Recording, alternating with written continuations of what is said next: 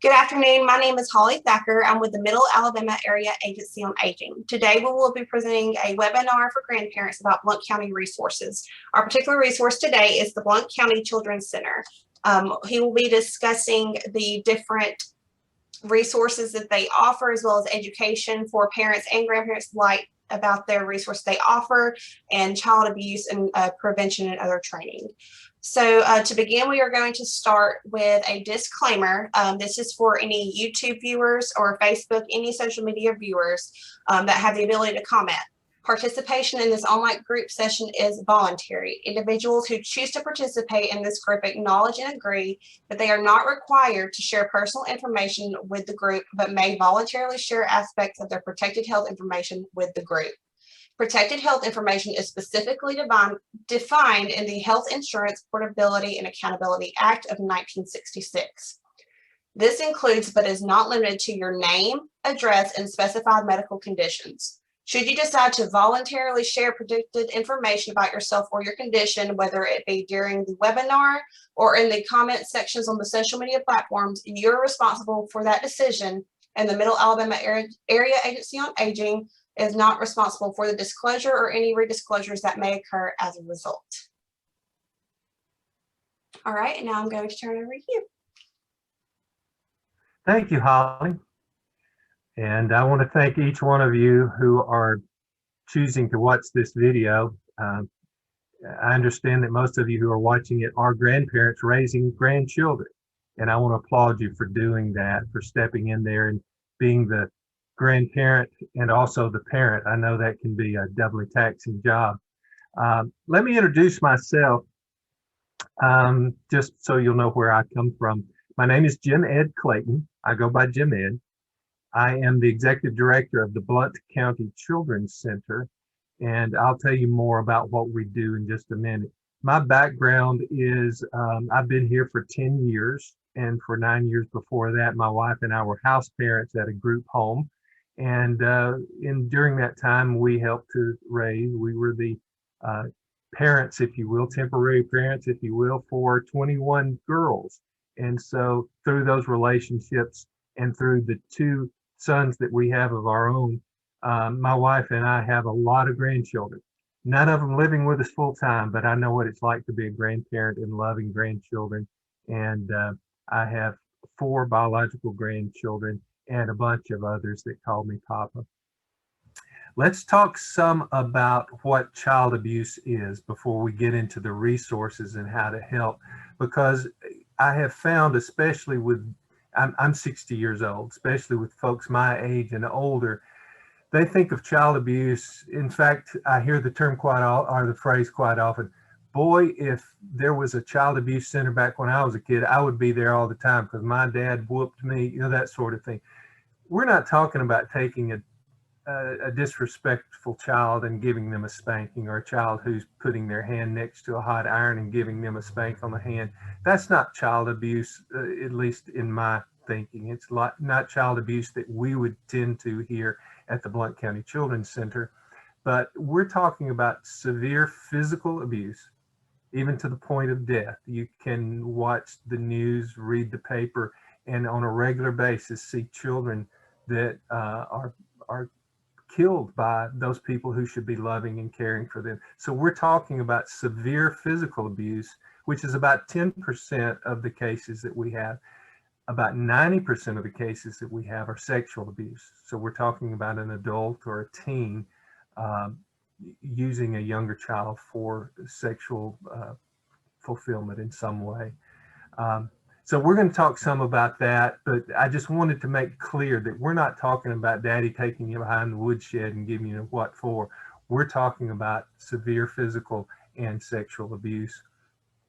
Now, before we get into who are child abusers and how to prevent child abuse in your home and how to keep your kids safe from child abuse, let me talk to you just briefly about what a child advocacy center is, because the Blount County Children's Center is a child advocacy center, and you should know that there's a child advocacy center for you if you're in the M4A coverage area. Each one of those counties has a child advocacy center.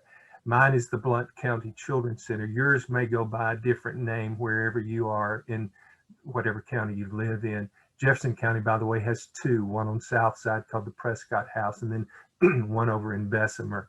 I want to say it's called the Care House. I get the names confused sometimes, but we're all child advocacy centers. Now, what is a child advocacy center? I think the best way to tell that, to explain that, is to tell a story about how the child advocacy center concept got started. We're blessed, it actually got started in Huntsville, Alabama. So where Alabama is often the last in good things, in this case, we were the first. It happened up in Huntsville in the early 80s that a little girl raised by her grandmother was sexually abused by her father. This little girl, she was 10 years old, and she got the courage one day to tell her teacher, which often is the case. The teacher is, in many cases, the most trusted adult in the child's life. And so she tells her teacher about her father sexually abusing her.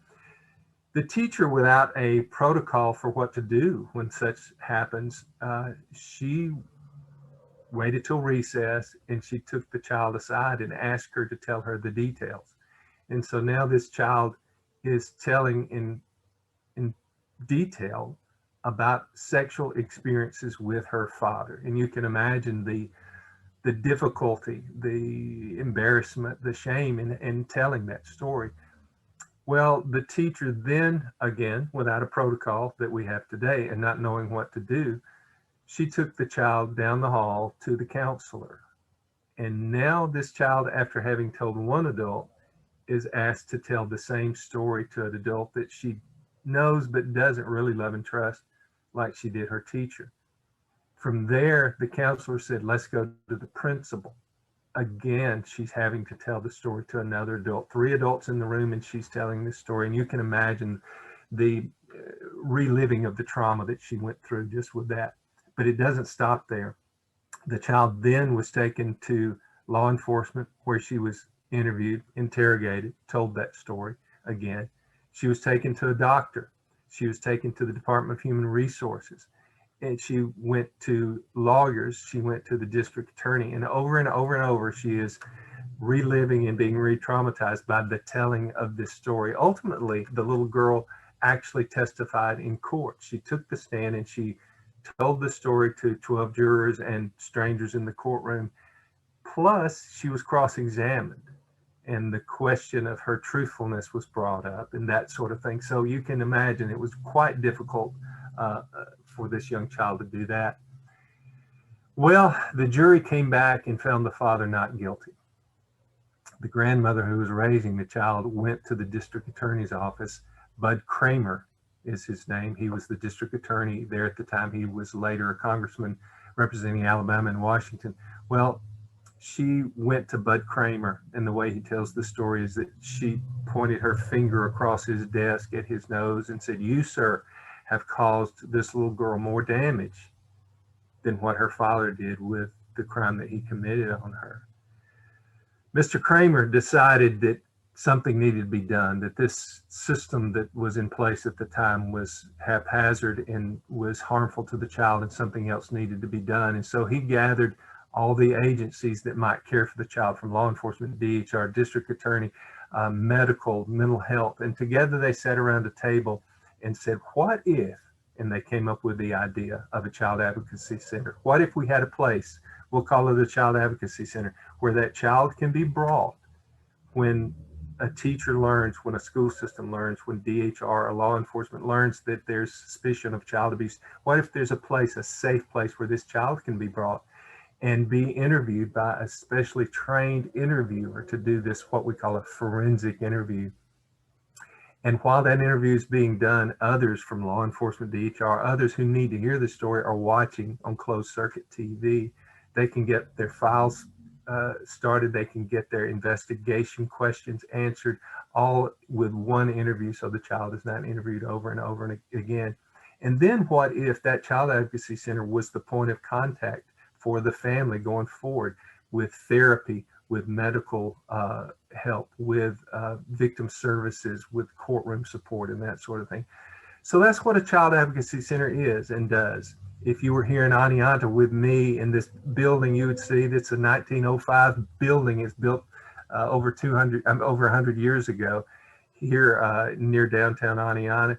It's nondescript, so it doesn't scream children entering here have been abused, but it from the outside it just looks like a pretty place with flowers and happy colors. And when they come inside, there's a nice welcoming staff, and there are services available to the child and to the caregivers. Many of those caregivers are grandparents. I don't know how many, but I don't know, maybe half of the children who come here are brought by a grandparent, because most of the time what has happened to them has happened to them in the home, and a grandparent is the safety plan for them, or maybe they're being raised by the grandparent. One other thing that I want to say that we do here at the Child Advocacy Center is we are the central point of coordination for our county's multidisciplinary team. I didn't say that right. Our multidisciplinary team. And what we do is each month, a group of people representing law enforcement, DHR, medical, mental health, the schools, juvenile probation, we all get together and go over as a group the open cases of child abuse investigation in our county. And every one of those agencies, because they deal with children, because they have a responsibility to that child's safety, every one of them has an opinion, and those opinions are shared. And so investigations move forward, not just with one law enforcement person, or not with just one lawyer from the district attorney's office, but with a whole team of people who bring their resources to bear for that child. So if you should have need of the services of a child advocacy center, there's one near you in Alabama. If you suspect child abuse, then you can contact DHR, and they will coordinate the entree into the Child Advocacy Center. Okay, that's the introduction of the Child Advocacy Center and what we do. Next, I'm going to move on to just the general subject of child abuse and what you should look for as a protective grandparent, and what you can do to keep your child safe. First of all, let me point out and clarify that child abusers in general are not strangers. Back when I was raising my children, back in the 80s and the 90s, we worried about stranger danger. We warned our children to watch out for people that they didn't know at public places, at the stores or the parks or that sort of thing. You know what I'm talking about, the guy who is in the rusty old van and invites your child to come have a piece of candy or to help him hunt for his puppy or that sort of thing. That was pre-internet, folks. And that was pre, what shall we say, it was before families look like they look now. And what I mean by that is, so often now we have broken families where the child is not being raised every day in the same home by the same set of parents, you know what I'm saying? So people are being introduced in that child's life that could be dangerous. I think I'm kind of getting off my point, but what I'm trying to say is 95% of child abuse is perpetrated by someone that the child knows and loves. Most often that's in the home. 95% of child abuse happens by people that the child knows and loves. And most often that happens in the home. So while we have to watch out for stranger danger, we really need to look in our homes and make sure we have protective capacities in our home. Before I go further with that, how many children are actually abused? And the reason I'm raising my hand is this.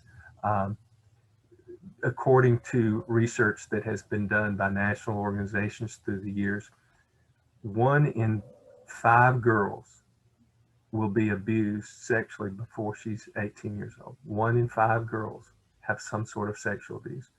1 in 10 boys. So If you look at any group of kids, a group of kids at school, at church, Sunday school, at the ballpark, whatever, count out 5 of them, and the odds are that 1 in those 5 girls have been abused. Count out 10 boys, and 1 in 10 of those boys have been abused or will be abused by their 18th birthday. So it's a prevalent thing. It happens quite a lot. And 95% of that is where? In the homes.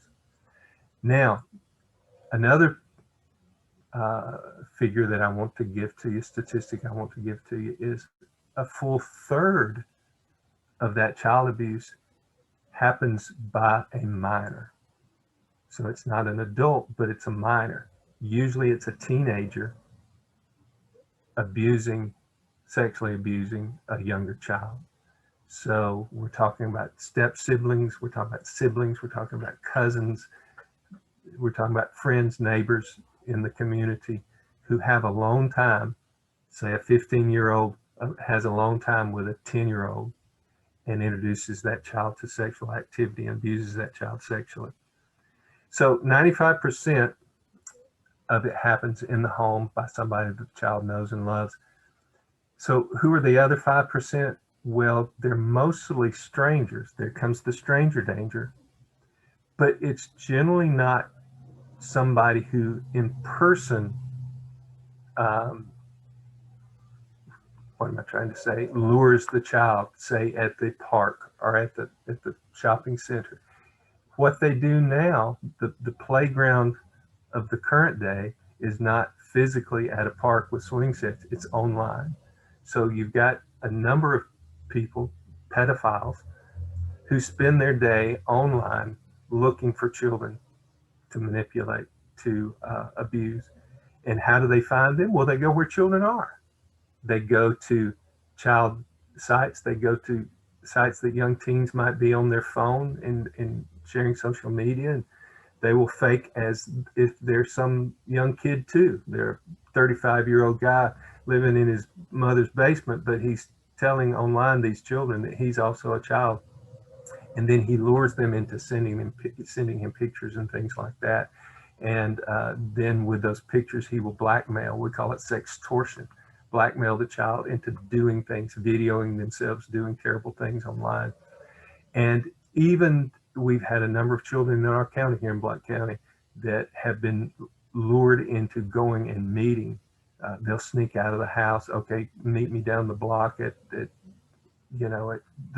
school parking lot or whatever. And so they sneak out of their house and they go down and meet them at the parking lot of the school or the convenience store or the church or whatever. And then they sexually abuse the child there. So you have to be very careful to keep your children safe online. We're not talking about just smartphones. We're not talking about just smart pads, but we're talking about gaming systems, because the gaming systems nowadays are plugged into the internet, and your kids aren't just playing by themselves. They're playing, interacting with, against kids from around the world. And pedophiles know that, and they insert themselves into those games and start playing. And then the next thing you know, they're making friendships with the children online, and then they're luring them to do other things or to go places. So that's what child abuse is. That's who does it. The last thing I'm going to talk about, and I'll keep this to about 10 more minutes. I know it's a hard thing to listen to or to talk about, this subject of child abuse, but as a grandparent, as a person responsible for the care of the children in your home, what are the safety measures that you can take? What can you do about it? Are you just at the mercy of the child abusers, the offenders, the pedophiles that might want to prey on your children? Of course not. There are things that you can do. But I'm going to tell you, there is no better safety measure than this one, and it's communication. What do I mean by that? I mean, from the very beginning, if you have been raising your child since they were just a toddler, or maybe you're raising a toddler now.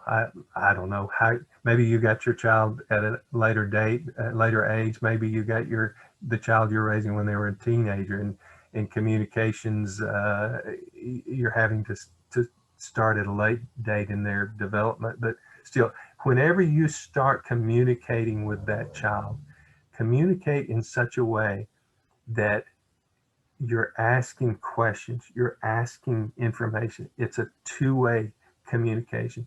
You're always interested in what they're doing. You're interested in what they're thinking, not telling them what to think or telling them what to do, but asking them, how do you feel about that? What do you think about that? Let's talk about, what are your friends saying about? And you invite them to share their world. It's called empathic listening.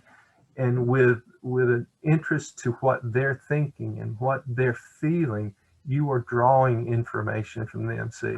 And then it becomes a two-way conversation, not just you, the authority, telling them what to do or think.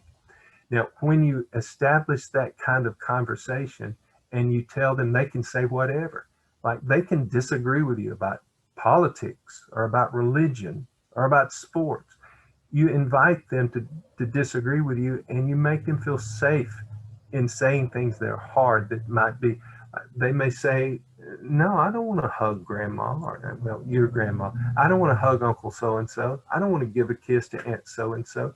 You don't make them do that. You listen to them and say, well, okay, but let's talk about it. Why do you feel that way? And what you're doing is you're giving them a safe space with you that they can talk about the things that bother them. Now, why is that an important thing in protecting against child abuse?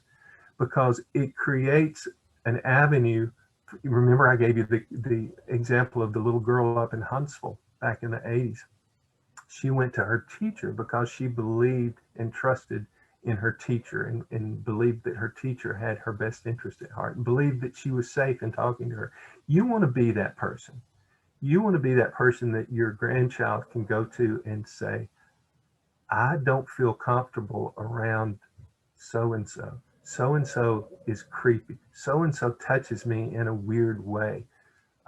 Grandma, why is it that so-and-so looks at me that way and says those things about my body? You know, those kinds of things most children keep to themselves, and they worry about them. They fret over them instead of going to somebody and telling them about it, because they don't have somebody that they feel safe with, that they can trust. You want to be that person. So what I'm telling you, do your best to develop a two-way, safe, open communications with that child. And so as their age develops and as they can understand things, then you can also introduce ideas of what's good and what's bad in a way a person might touch you. It's not okay for your cousin to touch you down there, and it's not okay for you to touch your cousin down there. Those are not good things to do. It's only okay for the doctor or for me to touch you there if I need to look and see that you're safe. But if you can clean yourself, then there's no need for anybody else to be touching you there, that sort of thing. You can have those conversations with them. Then as they get older, you can talk about reproduction, reproductive health. You can talk about dating and dating safety, and those kinds of conversations just flow from a foundation of trust and safety. So develop communication, and then think about protective measures at home. That's an interesting concept, isn't it? You want your home to be a safe place for your grandchild. So what are you going to do, since 95% of child abuse happens by somebody that the child knows and loves, and usually at home? Well, communication is a good start. One of those ways of communication is with the adults in your family. Whoever lives in that household, you need to have a talk with them about keeping kids safe from child abuse. Who comes and goes in the house? Do they spend time with others, maybe daycare or with the neighbor next door when you're at work, or this or that or the other? And who are they exposed to at those places? Do they go spend time with a parent? When they're at that parent's house, are there other adults or the teenagers that they're exposed to? I can tell you there are a lot of kids who get off the bus in this county and they don't know who's going to be in the home when they get there. When they're walking up to the front door, they don't know who's going to be sleeping in the bedroom with them tonight, because people come and go, whether it's uh, relationships that the parent is having with others, that change from time to time, and they bring their children or their friends into the home. Or in some cases, it's drug situations that people are coming and going to use drugs at the home. So you want to be very careful about who those children are exposed to. The point I was making, though, is communication. Talk with the adults in this child's life, and then talk about measures that you can do. Some of the things that you can talk about are being careful not to have one child, one adult situation. Let's say, for example, you've got a family get together. People are coming over for Sunday dinner, and Uncle Johnny says, well, I'll take little Sally and we'll go out to the tree house and we'll play. And so Uncle Johnny is with little Sally, unseen, unsupervised, and everybody thinks Uncle Johnny's fine. Well, let me tell you, folks, everybody who's a pedophile was thought to be just fine until it happened. I can't tell you how many times I've had parents, grandparents, dads especially, just in our office, just crying once we told them what the child had disclosed, that so-and-so had been abusing them, and he just crying. I just wish I had no idea how. I never knew, if only I had known. If only I'd known, I would have protected her. So avoid those one adult, one child situation. Same with teen. Avoid a teen child a long time. You got a 16-year-old who wants to take the 9-year-old and spend the day in the woods together, or whatever. You just you've got to treat those situations with care. Take protective measures to avoid those. And certainly you want to be careful if there's a teenager sleeping in the same room, that sort of thing.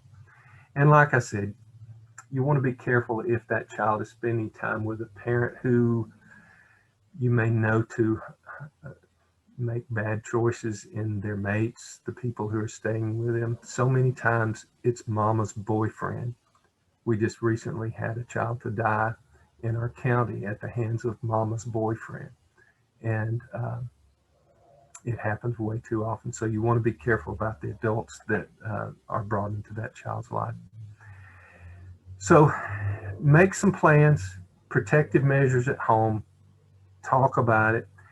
And then lastly, let's talk about internet safety. I told you that's only about 5% of the cases, but it happens more and more, it seems. Phones, tablets, games. What can you do as a grandparent, especially when that child knows so much more about the internet or so much more about the technology than you do? Well, nobody said parenting was easy. And if you're going to be a grandparent parenting a child, you're going to have to learn enough to keep your child safe. Some things that I'll say: setting parental controls on that phone, that device, that game system. You can do that. You can figure it out. If not, get somebody to help you to set parental control so that they can only allow certain people to interact with them online, so that it limits what they can see in terms of pornography and graphic violence and things like that. So be careful to set parental controls. Limit times. Kids don't need to spend the times that most of them are spending online. We're using that as a lazy man's babysitter. We're just giving them the device and letting them spend hours and hours. I saw that I saw this week a statistic that said that other than the hours our children spend asleep, online time is the most that they spend on anything in their life. So in all of their waking hours, they're spending more time online than anything else. So limit time, of course, based on age. If you've got a 15-year-old that needs it for school and for social and that, that's a whole lot different than a 5-year-old. And then lastly, turn them in at bedtime. Kids don't need to be on their phones. They don't need to be on games. They don't need to be on their laptops or their pads, even if they say, oh, it's homework. There needs to be a time where the device is turned off and their mind is at rest and they're resting in bed. We had a situation where a little girl had her device with unlimited time from her parents, and she would just I'm going to bed now. And then she had been uh, extorted by a man online. And so she was sharing with him, uh, shall we say, X-rated videos that he was instructing her to do, that even went so far as to involve self-harm that he was instructing her to do. And why was she continuing to do it? Because she was afraid of his threat. He had told her that he would harm her families, that he knew where she went to school, he knew her brothers and sisters were, he knew who her parents were. And this is a, you know, a good family that, you know, nobody would suspect such was going on behind their closed doors. So be careful. Uh, a child at bedtime with a device is not a good idea. And the last thing I'm going to say is just to encourage you to report child abuse. Not that you have to see it, not that you have to have evidence that it's occurring, but that you suspect it. If you suspect child abuse, call your local DHR. You can call law enforcement too. One of the problems with calling law enforcement, though, is that it becomes public record who reported it. If you contact DHR as a reporter of child abuse, if you see, say, a neighbor's child that's being neglected, uh, maybe they're not being kept clean, maybe they're a toddler wandering in the street and that sort of thing, or maybe it's you suspect physical abuse or sexual abuse, you don't have to have the details. You don't have to have all the evidence and proof. But for the sake of this child, if you suspect child abuse, call your local DHR. They will keep your identity as a reporter. They will keep it confidential. Where, like I said, if you call the police, that's not a bad thing to do, but your identity can be found out by the people that you're reporting about. Now, then you just don't have to worry about it anymore because DHR is going to send a qualified person out there to investigate it. They're not perfect, but they do a pretty good job. I work with them every day, and I'm real proud of the DHR case workers in our county, and they do such a great job keeping kids safe. So again, I thank you. Thank you for being a grandparent raising a grandchild. I've heard the term grand families. I learned not long ago, I was doing some research that in Alabama, 33% of children are being raised by a grandparent. Not that the grandparent's just living in the home with, but their primary caregiver is their grandparent. So you're not alone. There's more people out there like you, and there are resources available to you. If you should suspect child abuse in your family or in your neighborhood, you call DHR, and they will get that multidisciplinary team. They'll get the Child Advocacy Center involved, and your child will be protected. Okay, I've talked a lot. I hope that's helpful. God bless you, and thank you for what you do.